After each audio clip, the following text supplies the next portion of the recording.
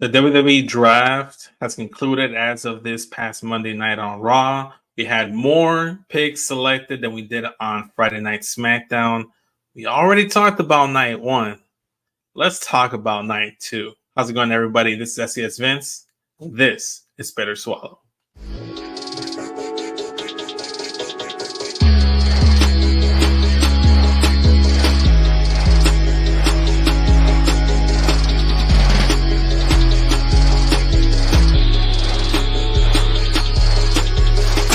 All right. So, as previously stated, night one, WWE Draft already in the books. We're going to be talking about night two and then kind of like assess the draft overall as a whole. First up, with their first overall pick, Raw selected the team of Imperium featuring Gunther and Ludwig Kaiser. Giovanni Vinci wasn't included, given that the previous week he was essentially kicked out from the group based off of the attack from Ludwig. So then you move over on to SmackDown. They select Jade Cargill. I'm starting to see a trend here with SmackDown. You go over to Raw and their second pick from the first round, they choose the entirety of Damage Control, which is a fantastic pickup for them because they get Io Sky, Dakota Kai, Kairi Sane, Asuka. Now, with their second pick in the first round, SmackDown went with Kevin Owens. And given the fact that Randy Orton has already been drafted to SmackDown, the Bloodline has been drafted to SmackDown, they have a tag match set up at Backlash this upcoming Saturday. It makes sense for them to be there. You have Jade going over to SmackDown. That's again another swallow because you have Bianca Belair. They're teaming up. They're forming this new tag team, and I'm all for it. I like it. Jade and Bianca make all the sense in the world. Then you go with Raw and Damage Control. Again, makes sense because you're bolstering up that women's division, which was lacking last year. And you saw based off of the Battle Royal, there were very few contenders. You had Nia, you had Liv, you had Becky, and that was basically it. Now you have Io Sky, a former champion, Asuka, a former champion, Dakota Kai, a former tag team champion, and the current women's tag team champions, Kairi Sane, again, former NXT women's champion in her own right. I'm gonna gargle Kevin Owens being drafted to SmackDown, not because he got drafted to SmackDown, but because he got drafted in the first round. Given who is available in the second round, CM Punk, that's the biggest name here, and he wasn't really selected by SmackDown.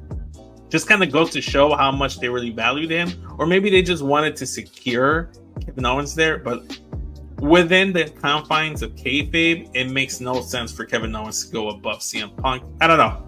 A case could be made for why Kevin Owens should go over Punk, but if he's still available, I highly doubt that Kevin Owens is going to get picked up by Raw, and you could always pick him up with your first pick in the second round. But that's just me. Small nitpicks here, but overall, they're all solid pickups. They're all swallows. Kevin Owens, I'm actually going to give you a gargle. Speaking of CM Punk himself, he was the first pick of the second round for Raw. Makes all the sense in the world. You need big names for Raw as well as SmackDown. Given that Cody Rhodes went over to SmackDown, he's staying there permanently. You need a big name, a big draw, and that's CM Punk. SmackDown selects the Pride, the team and faction of Bobby Lashley, the Street Profits, and BFAB. I like this. Solid pickup. Like I said, Nick Aldis has a certain show in mind. So shout out to the Pride going over to SmackDown. That's a swallow. By the way, swallow for CM Punk going to Raw as well. Braun Strowman was selected to Raw in the second round. I think it's a little too high. Not the worst pick, but given who's still available, I'm going to give it a spit. Next up, we got Tiffany Stratton going over to SmackDown. Love it. That's a big swallow. Round 3. And this is where almost all the Latinos went, because you have LWO going to Raw and you had Legado de Fantasma going over to SmackDown. And I'm going to swallow the fact that they separated these two factions. Legado versus LWO and the Pride versus Final Testament.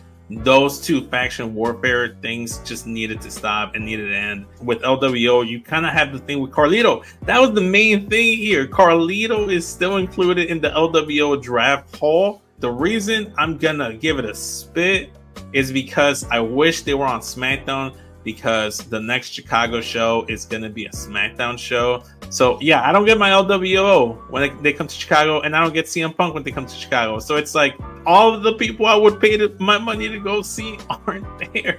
Drew McIntyre, that's the big name. That's who I would have taken in the second round.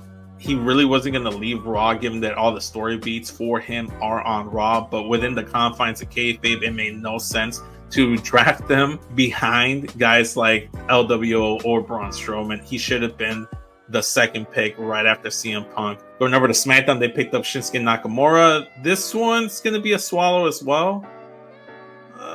Or more of a gargle. What do you really do with Shinsuke? Unfortunately, he got built up to be this championship threat to Seth Rollins, and then ever since then, he hasn't really done much. So, overall, I am going to give the Latinos being split up, LWO and Legado. That gets a swallow. Drew McIntyre, though, swallow. Shinsuke, I'm going to give you a gargle, bro. Next up in the 4th round, speaking of Judgment Day, this is where my boys got picked up. The first pick in the 4th round by Monday Night Raw. You got the faction, quote-unquote, leader, world champion there. There's going to be continued tension between them. Naomi going over to SmackDown. I am going to give this a swallow as well for the same reasons. SmackDown seems to be having the type. Ilya Dragunov, second pick of the 4th round. You got the call up. Going to be a swallow as well. Then you have Piper Niven and Chelsea Green going over to SmackDown, and this gets a spit for one single reason.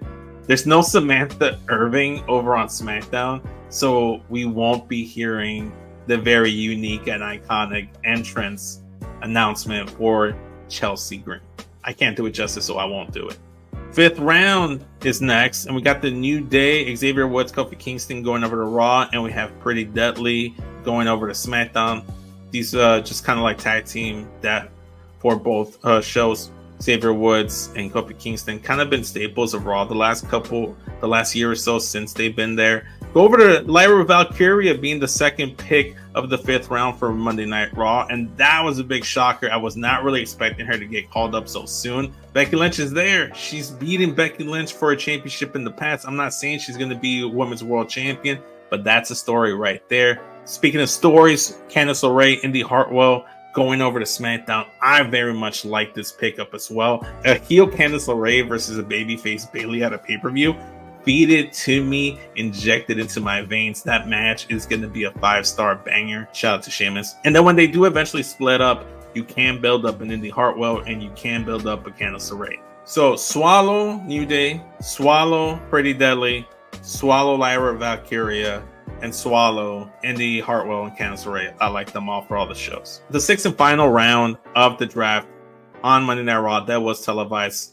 The Final Testament, Karen Cross, AOP, and the others get drafted over to Raw, and then you have DIY going over to SmackDown. Bronson Reed staying on Raw, and Blair Davenport getting the call up from NXT to the main roster. Really wasn't expecting that. Let's start things off with Blair here. She hasn't really done anything on NXT. She hasn't really done anything of interest in NXT. No shame towards Cameron Grimes, but he got called up, and what was he? He just kind of was roster filler. Blair Davenport risks being roster filler.